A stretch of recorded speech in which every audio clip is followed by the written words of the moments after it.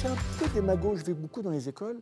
Et des fois, les gamins, ils me posent des questions sur « Ouais, qu'est-ce que ça, on ne peut pas tout dire, on ne peut pas tout faire. » Et il y a une démagogie à laisser croire à des jeunes que des journalistes, des dessinateurs, mais des journalistes ne pratiquent pas l'autocensure. Évidemment, par exemple, là, tout à l'heure, vous avez parlé de Mitterrand, de Mazarine. Oui, on va en parler. Eh ben, il y a un moment, on dit, tiens, ça j'y touche pas. La vie privée de telle ou telle femme ou homme politique, moi, je respecte. Et d'ailleurs, je me souviens que quand Mitterrand était malade, moi, je trouvais que c'était plus décent de continuer à le critiquer en tant que président Mitterrand, mais je ne touchais pas à son aspect maladif, que je ne voyais pas tellement l'intérêt de rigoler avec son aspect. On voyait bien qu'il est passé au rayon. Je posais la question des limites, donc c'est la maladie, la vie privée. Est-ce qu'il y en a d'autres?